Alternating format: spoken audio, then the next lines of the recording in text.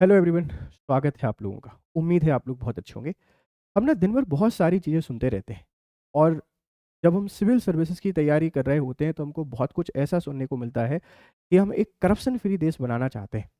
लेकिन रिसेंटली एक खबर हमको ऐसी देखने को मिली है कि भारत की एक बहुत बड़ी फाइनेंशियल संस्था, उसके जो चीफ रहे, उसके जो हेड रहे, उसके खिलाफ अरेस्ट करने का वारंट जारी किया गया है। कोर्ट ने बोला है आप उनको अरेस्ट करिए। और वो कौन है, वो संस्था कौन है? सेबी है। Security exchange board of India के नाम से जानी जाती है, जो भारत में पूरा शेयर मार्केट है उसको रेगुलेट करती है। माधवी बुच करके उसकी एक्स चेयरमैन है और उनके खिलाफ बॉम्बे के एक लोकल कोर्ट ने आदेश दिया है कि आप इनको अरेस्ट कीजिए। रीजन उसके पीछे क्या है? रीजन है सिर्फ और सिर्फ धोखाधड़ी। उन पर आरोप लगे हैं कि उन्होंने एक ऐसी कंपनी को लिस्टेड कर दिया है जो रेगुलेशन के नॉर्म्स को फॉलो नहीं करती थी।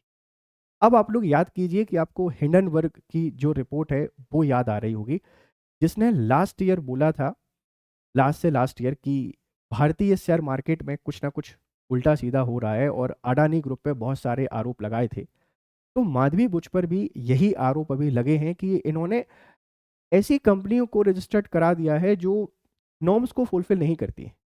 इवन इनसाइडर ट्रेडिंग के आरोप लगे हैं कि ऐसी कंपनियों को रजिस्टर्ड कराकर फिर इनसाइडर ट्रेडिंग की जाती है।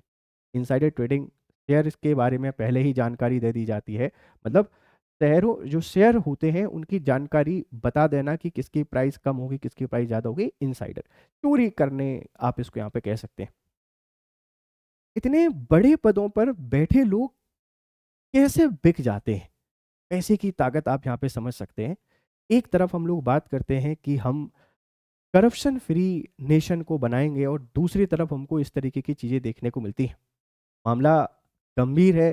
शायद इसीलिए सेबी के जो चेयरमैन हैं, इनके कार्यकाल को वैसे आगे बढ़ा दिया जाता है लेकिन इस बार नहीं बढ़ाया गया। 3 साल और 65 साल तक ये काम करती हैं, इनका टेन्योर पूरा हुआ, ये आराम से निकल जाती हैं और दूसरे सेबी के चेयरमैन आ जाते हैं। रिसेंटली सेबी के चेयरमैन कौन है, आप मुझे ये बात बताएंगे? लेकिन इतने बड़े पद के जो प्रमुख हैं वो नॉर्मली रिटायर होकर चले जाते हैं। किसी तरीके के कोई प्रोग्राम को ऑर्गेनाइज नहीं किया जाता है। कोई यहाँ पे हम उनको विदाई समारोह का आयोजन भी नहीं करते कि चलो ठीक है जा रहे हैं, हम इनको विदाई कर देते हैं। ये मामला थोड़ा सा पेचीदा है। देखो आगे कहानी क्या होती है। पर एक बात मुझे समझ में नहीं आती है, आप इतने बड़े पद पे पहुंच चुके हैं और उसके बाद भी अगर अब आपके पास पैसों की भूख है तो शायद आपके पास एथिकल वैल्यूज की बहुत कमी है। ये भी security exchange board of India के नाम से जाना जाता है। 1988 में ये इस्टेब्लिश हुआ था। 1988 में इस्टेब्लिश हुआ और यह उस समय एक नॉर्मल एक एग्जीक्यूटिव बॉडी के तौर पे काम करता था। 1992 में हम security exchange board of India के नाम से एक्ट लेकर आते हैं और इसको स्ट्यूटरी बॉडी बना देते हैं, एक वैधानिक निकाय बना देते हैं। और भारत में शेयर मार्केट जो है इसको देखने वाली सबसे बड़ी संस्था कोई है तो वो सेबी है।